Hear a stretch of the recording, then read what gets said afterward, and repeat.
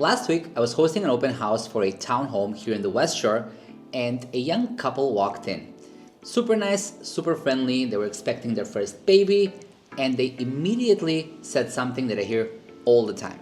They told me, "We bought a condo in Bear Mountain 3 years ago, and it was perfect. But now the baby's coming, husband works from home, space started to feel tight, and we have no idea how the financial side works if we decide to sell the condo in order to buy a townhome. Are we going to pay a mortgage penalty? Do we have to stay with the same lender? Is our interest rate gonna change? How do people actually do this?" And it hit me.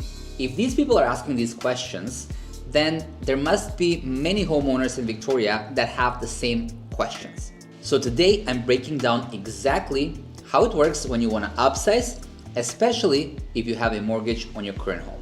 Hey everyone, my name is Boban and I'm a local realtor here in beautiful Victoria. I work with a ton of first-time home buyers. And what's really cool is that many of those clients come back when it's time to upsize. And this transition from a condo to a townhome or a single family home is where all these questions about mortgages, lenders, penalties, and timing pop up. So today, we're gonna go through the whole process clearly and simply. And if anything here is confusing or you want advice about your specific financial situation, I'm always available to chat. All my contact info is in the description, and I mean it, you're not bothering me. I love talking about real estate. Let's start with the question that everyone asks first. Are we gonna get hit with a massive mortgage penalty? The answer is, it depends on your mortgage type. Here's the quick breakdown. If you have a fixed mortgage, you may have an interest rate differential penalty, which can sometimes be big, or a 3-month interest penalty depending on your lender's formula. This is why you never assume you get the exact number from your lender. If you have a variable rate mortgage, your penalty is almost always 3 months of interest, which is usually much lower. But here's the key. Before you start panicking about penalties, remember this. If your current lender allows it, you might be able to port your mortgage to your new home. That means you bring your existing rate, you bring your remaining term, and you avoid penalties altogether. And if you're buying a more expensive home, you just blend your old rate with the new rate for the extra amount. Okay, but do you have to stay with the same lender? No, you're not forced to stay with the same lender. However, it can sometimes save you money through porting, like I mentioned. Switching lenders mean a whole new mortgage application, a new rate, and no porting. So any penalties are going to be payable. Some clients prefer switching because they want a better rate or better terms. Others prefer to stay with the same lender because they would like to port their mortgage and avoid paying penalties. There's no one-size-fits-all type of answer. It depends on your penalty, your new approval, and your long-term plans.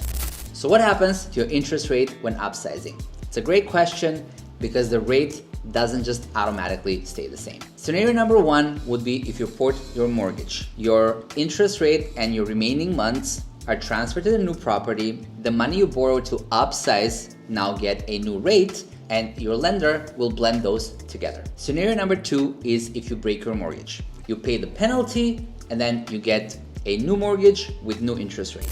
Okay, now that we have that out of the way, can you buy the townhome before you sell the condo? Well, this comes down to financing and risk tolerance.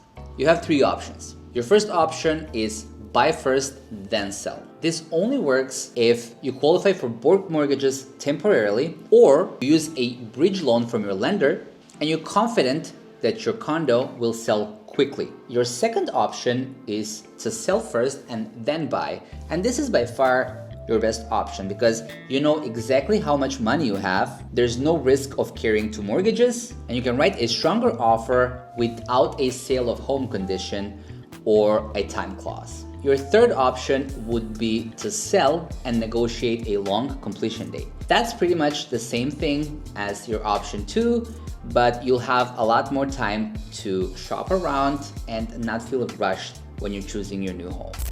All right, now the fun part. What if your condo has increased in value?